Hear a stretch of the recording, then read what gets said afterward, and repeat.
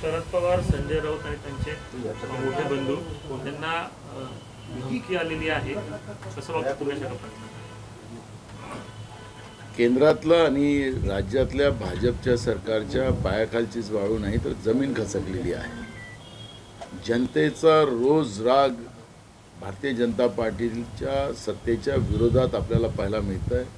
महागाई असेल, बेरोजगारी असेल, शेतकऱ्यांचे प्रश्न असेल, गरिबांचे प्रश्न असेल, या सगळे प्रश्न सोडवण्यामध्ये अयशस्वी झालेलं भाजप या पद्धतीचं वातावरण निर्माण करण्यामध्ये सातत्यानं तो प्रयत्न करतात आहेत.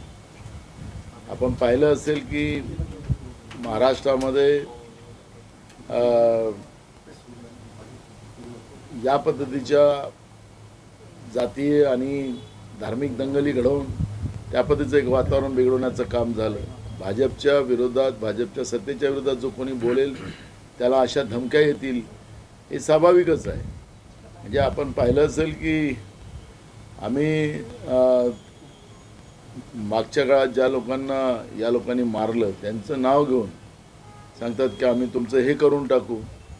हे सांगायचं तात्पर्य असं की या पद्धतीच्या गिधाड धमक्या महाराष्ट्रामध्ये देऊन आणि देशातलं आणि राज्यातलं सरकार हे दोन्ही BJPचे आहेत, त्यांच्याजवळ सगळ्या यंत्रणा आहेत. महाराष्ट्रासारख्या राज्यामध्ये छत्रपती शिवाजी महाराजांच्या, शाहू फुले आंबेडकरांच्या महाराष्ट्रामध्ये या पद्धतीचे धमक्या विरोधकांना याव्यात हे खऱ्या अर्थानं लाजिरवाणी बाब आहे. आणि म्हणून सुप्रीम कोर्टाने जे यांना सांगतात की हे नपुसक सरकार महाराष्ट्रामध्ये आहे, तर ही गोष्ट आता खरी ठरायला लागलेली आहे. आणि म्हणून या सरकारने तातडीनं या सगळ्या व्यवस्थेला व्यवस्थित करणं, नुसतं व्यवस्था, कारण की ह्या व्यवस्था आहेत, या व्यवस्था निर्माण झालेल्या आहेत, हे पिलावळं कोणाची आहे ही तपासली पाहिजे आणि त्यांना मुळासकट निपटवलं पाहिजे, ही भूमिका काँग्रेस पक्षाची आहे. निलेश राणेंनी ज्या पद्धतीनं काल ट्विट केलं होतं, अशा पद्धतीनं विरोधी पक्षांच्या नेत्यांसंदर्भात एखाद्या माजी खासदारानं असं ट्विट करणं, याबद्दल तुमची प्रतिक्रिया काय? म्हणजे त्याच्यावर प्रतिक्रिया द्यायची नाही, त्याच्यावर प्रतिक्रिया देण्याचं काही कारणच नाही. ना वो हिंदी में जानना चाहेंगे, शरद पवार जी और संजय राउत को जान से मारने की धमकी मिली, क्या कहें? शाहू फुले अम्बेडकर विचारधारा के महाराष्ट्र में, छत्रपति शिवाजी के महाराष्ट्र में इस तरह की बातें होना, यही महाराष्ट्र के लिए यह लज्जास्पद बात है. माननीय सुप्रीम कोर्ट ने भी राज्य की सरकार को नपुंसक सरकार कहा है. BJP का, फिर केंद्र की सरकार हो या महाराष्ट्र की सरकार हो, ये दोनों सरकार महंगाई, बेरोजगारी, किसान के इशू और गरीबी रोकने में अयशस्वी हुई. और ये सरकार के बारे में जनता में बहुत गुस्सा है. और इस तरह का क्लाइमेट बनाकर, जिस तरह से धार्मिक जातीय तनाव कर और अब अपोजिशन को टारगेट करने का जिस तरह से माहौल ये लोग बना रहे हैं. केंद्र की सरकार है, राज्य की सरकार है, होम मिनिस्टर के पास सब यंत्रणा होती है. ये कहाँ से ये लोग हैं, कौन लोग हैं जो बार बार इस तरह अपोजिशन को टारगेट बनाने का काम कर रही है. तो ऐसी जो व्यवस्था है, वह व्यवस्था को जड़ से निकालने की भूमिका राज्य और केंद्र सरकार ने करना चाहिए. और नहीं तो माननीय सुप्रीम कोर्ट ने इनको नपुंसक कहा है, तो एक बार इन लोगों ने एक्सेप्ट कर लेना चाहिए और सत्ता से बाहर चला जाना चाहिए. 2 दिन में हम लोग सीधा कर देंगे कि ये ऐसी व्यवस्था जो है, जो राज्य के माहौल को ख़राब बार बार करना चाहती है, ऐसे व्यवस्था को 2 दिन में भी हम ठीक कर सकते हैं. लेकिन इनको सत्ता चलाना नहीं आता हो तो इन लोगों ने जाहीर कर देना चाहिए. अमित शाह येत आहेत उद्या, JP नड्डा पण अकोल्याला येणार आहे. BJP पूर्णपणे ॲक्शन मोडवर आलेला आहे. आता 11-12 महिनेच निवडणुकीला राहिला आहे. तुम्ही कसे बघताय BJPच्या प्रचारात? देखो, भाजप सत्ता पिपासू पक्ष झालेला आहे. एन केन सत्ता पाहिजे. गृहमंत्री देशाचे ना मणिपूरला अजूनही आग थांबवू शकले नाही, अजूनही मणिपूर पेटत आहे. देशाच्या सीमा सुरक्षित नाही, तेही गृहमंत्र्याकडे विभाग आहे, डिफेन्स मिनिस्टरकडे वेगळा भाग आहे आणि गृहमंत्र्याकडे सुद्धा सीमेचा भाग आहे. ज्या पद्धतीनं पानसरे असतील,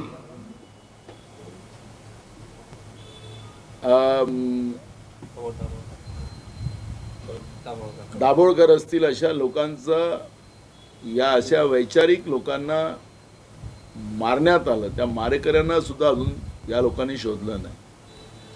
हेच सांगायचे की 2014 आम्हाला सत्तेत आणा, आम्ही दाऊदला गळ्याला पट्टा लावून त्याला कुत्र्यासारखं देशात वापस आणू. अजूनपर्यंत दाऊदला आणू शकले नाही. पण निवडणुका आल्या की BJPचे नेते आणि त्यांची खालची पिलावळ हे प्रचारामध्ये मस्त असतात. कुठल्याही परिस्थितीत प्रलोभन, खोटे काही गोष्टी, एखादा चुकीचा माहोल करायचा, धार्मिक वादविवाद करायचा, जातीय विवाद करायचे आणि तिथून पुन्हा सत्तेचं समीकरण मतविभाजनाने कसं मिळते याच्यावरचं राजकारण जाणीवपूर्वक BJP करते आहे. महाराष्ट्र हे BJPच्या हातून चाललेलं आहे हे आता BJPच्या केंद्रीय नेतृत्वाला कळलेलं आहे. आणि म्हणून त्यांचे राष्ट्रीय अध्यक्ष असतील ते हिमाचल आपलं सांभाळू शकले नाही.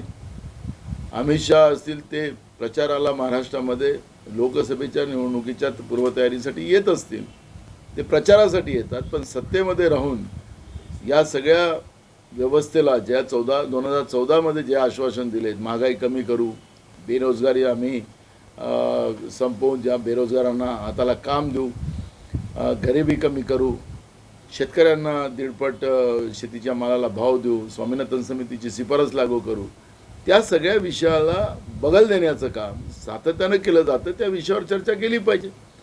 अमित शहा समजा येत असतील तर त्यांनी महागाईबद्दल चर्चा केली पाहिजे, की त्यांनी सांगितलं पाहिजे की आम्ही महागाई कमी करतो आहे या दिवसापासून. तर रोज महागाई वाढत चाललेली आहे. सर्वसामान्य लोकांचं जगणं मुश्किल आहे. सत्तेमध्ये बसून फक्त स्वतःचं आणि स्वतःच्या पिलावळला मोठं करण्याचं काम BJP करते आहे हेच आता जनतेला कळलेलं आहे. ते येऊन महाराष्ट्रामध्ये त्याचा काही फरक पडणार नाही. महाराष्ट्रामधून BJPला सत्तेतून बाहेर जावं लागेल.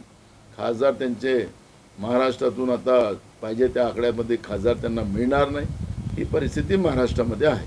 काँग्रेसमध्ये पण मोठे फेरबदल येणाऱ्या दिवसात केले जाणारा प्रभारी देखील नवीन नियुक्त केला जाणार. बघा, संघटनात्मक बदलाव चालू असतात. त्याला काही फार काही करायची त्याला आवश्यकता नसतं. संघटनात्मक बदलाव असतात. त्या बदलावामध्ये प्रभारी असतील, संघटनेतले बदल असतील, या सगळ्या गोष्टी चालत राहतात. प्रदेशाध्यक्ष बदलावणार आहे. महाराष्ट्रासह अनेक राज्यांचे नाव येत आहे अशी चर्चा आहे. मी तुम्हाला सांगितलं की संघटनात्मक बदल हायकमांड वेळेप्रमाणे करत राहतात. ही एक प्रोसेस आहे. प्रियंका गांधींना सुद्धा मोठी संधी दिली जाणार अशी चर्चा आहे. बिलकुल मिळालीच पाहिजे. कारण की प्रियंकाजी आमच्या स्टार प्रचारक आहेत. त्यांना बिल्कुल त्यांना संधि मिळालीच पाहिजे. सर, मणिपुर की सीमा में अभी भी विवाद चालू है और उसी के साथ देश के गृह मंत्री अकोला में आने वाले हैं और महाराष्ट्र का दौरा करने वाले थे. इस पर आप क्या कहना चाहेंगे? हमने जब भी कहा कि देश के गृह मंत्री को देश की सीमा हो या राज्य अंतर्गत जो भी, जैसे मणिपुर का उल्लेख आपने कहा, मणिपुर अभी भी जल रहा है, छोटा सा स्टेट. उनके 10 BJP के MLA ने अमित शाह जी को खत लिखा, देश के गृह मंत्री को खत लिखा कि आप हमारा स्टेट ये देश से बाहर कर दो, हमें नहीं रहना हिंदुस्तान में. बीजेपी के MLA ने लिख के खत भेजा है. क्या 2 इंजन की सरकार, क्या दूसरा भी इंजन फेल हो गया? देश को तोड़ने के लिए दो इंजन चाहिए इनको. काय के लिए चाहिए? देश को तबाह कर रहे ये लोग. और ऐसे समय में देश चुनाव प्रचार में घूमने से ज़्यादा लोगों ने तुम्हें देश संभालने को दिया है, तो देश को बर्बाद करने के लिए नहीं.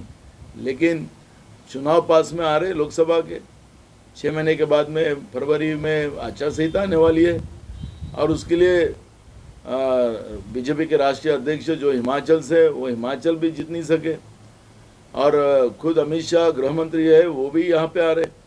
तो यहाँ महाराष्ट्र में आने के बाद कोई भी फर्क नहीं पड़ेगा.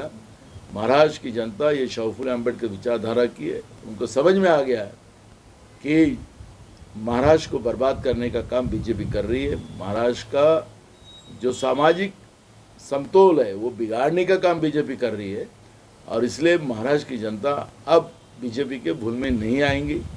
अब उनके फुल में भी नहीं जाएंगे। महाराष्ट्र की जनता काँग्रेस के पंजा के नेतृत्व में महाविकास आघाडी के साथ खड़ी रहेगी। भाऊ 16 आमदार अपात्रतेच्या बाबतीत सभापतींनी केंद्रीय निवडणूक आयोगाला शिवसेनेची घटना मागवलेली आहे. तुम्हाला वाटते या सगळ्या प्रक्रियेची गरज आहे? बघा, शेड्यूल 10 एकदम क्लिअर आहे आणि त्याच्यात माननीय सुप्रीम कोर्टाने जो आदेश दिलेला आहे त्या आदेशामध्ये व्हीपला महत्त्व दिलेलं आहे आणि व्हीप जो आहे ते उद्धव ठाकरेचे जे सुनील प्रभू आहेत त्यांनाच त्यांनी मान्यता दिलेली आहे. ते शेड्यूल 10ची कारवाई जे आणि त्या शेड्यूल 10 प्रमाणे ही कारवाई व्हावी. पण आता निवडणूक आयोग असेल, विधानसभेचे अध्यक्ष असतील, ते काय करतात आता त्याच्यावर ते एक प्रक्रिया आहे. त्या प्रक्रियेवर बोलण्याचं कुठले कारण नाही. पण ज्यावेळेस या सगळ्या प्रक्रिया पूर्ण होईल आणि निकाल येईल त्यावेळेस याच्यावरची योग्य प्रतिक्रिया देऊ. आज त्या सगळ्या बाबीवर आज बोलणं हे चुकीचं ठरेल आणि म्हणून मी त्याच्यावर आज बोलणं टाळतो आहे. औरंगजेब के मुद्दे पे फिर आज भीड़ का आष्टी जिला बंद रखा गया हिंदू लोगों की तरफ से। देखो, ये जानबूझकर ये सब बातें मैंने कहा बार बार कि ये जानबूझकर किया जा रहा है. आखिरी औरंगजेब के वो डीपी के बारे में जो 2 बच्चों ने किया था उसके ऊपर मुस्लिमों ने कहा कि ये बच्चों ने गलत किया, इनके ऊपर एक्शन होना चाहिए. जब गलत है, अगर उस धर्म के लोग कहते कि ये गलत है तो विवाद तो खड़ा होने की जरूरत नहीं थी. लेकिन तथाकथित धर्म के ठेकेदार जो है होते हैं वो इस तरह का माहौल किसी सत्ता दल के आधार पर ये लोग खेल रहे हैं, इस तरह की बातें सामने आ रही है. तब पुलिस क्या कर रही है, तब देश के राज्य के गृह मंत्री क्या कर रहे हैं? ये तनाव इस तरह से और इसी आधार पर माननीय सुप्रीम कोर्ट ने कहा था कि ये नपुंसक सरकार महाराष्ट्र में, इसी समय यही लाइनों के आधार पर कहा था. तो ये सरकार को शर्म ही नहीं है महाराष्ट्र के, और इस तरह की ये सब तनाव पैदा कर मूल इश्यू से जनता को डाइवर्ट करने का काम कर रही है. जो महंगाई है, बेरोजगारी है, किसान का इश्यू है, गरीब का इश्यू है, वो मुद्दों को डाइवर्ट करने के लिए, क्योंकि उसमें फेल हो चुकी है बीजेपी, केंद्र की सरकार और राज्य की सरकार, और इसलिए अपने को पास करने के लिए इस तरह के धार्मिक और सामाजिक तेड़ निर्माण कर जीतने की एक यशस्वी कोशिश बीजेपी कर रही है. लेकिन इसमें महाराष्ट्र में ये सफल नहीं होगी. कोल्हापुरात पहिलं ॲक्शनवर रिॲक्शन झाली आहे. औरंगजेबाचे फोटो स्टेटस काही तरुणांनी ठेवले होते. प्रश्न निर्माण होतो की औरंगजेबाचा कळवळा अचानक का निर्माण झाला काही लोकांना, आणि त्यानंतर ही रिॲक्शन कोल्हापूरमध्ये झाली. हिंदुत्ववादी संघटनांनी बंद ठेवला आणि त्यानंतर ज्या कोणी मुलांनी केलेला होता, ज्या धर्माचे मुलं होते त्या धर्माच्याच लोकांनी सांगितले की हे मुलांनी चुकीचं केलेलं आहे.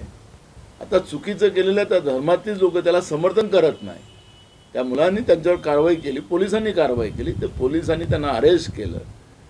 पण पोलिसांनी अरेस्ट केल्यानंतरही त्या ज्या लोकांनी डीपी ठेवली औरंगजेबाची, त्याच्यानंतर तथाकथित धर्माच्या ठेकेदारांनी या पद्धतीनं राज्याचा माहोल बिघडवायचा, शाहू फुले आंबेडकर विचारधारेला काळीमा लावण्याचं काम जेव्हा चालतं, हे कोणी ना कोणी त्यांच्या मागं आहे. पोलीस काय करत आहे, पोलीस का बघायची भूमिका घेते आहे, त्यावेळी शासनाचे गृहमंत्री काय करतात आहेत. आखरी या सगळ्याच्या मागं बीजेपीचाच हात आहे. बीजेपी केंद्रातल्या आणि राज्यातल्या जे सरकार आहे ते दोन्ही नापास झालेले जनतेतले हे लोक आहेत. आणि महागाई, बेरोजगारी, शेतकऱ्यांचे प्रश्न, गरिबांचे प्रश्न सोडवण्यामध्ये अयशस्वी झालेली बीजेपी या पद्धतीचं मतविभाजन करून पुन्हा जिंकण्याचा प्रयत्न करत आहे. पण याच्यामध्ये त्यांना सफलता मिळणार नाही. ते नापास म्हणजे नापासच महाराष्ट्रात झालेलं आहे. शाहू फुले आंबेडकरांच्या विचाराला काळीमा लावण्याचं हे जे पाप या लोकांनी केलेलं आहे, याचा परिणाम यांना भोगावा लागेल. बीजेपीला सत्तेच्या बाहेर जावं लागेल.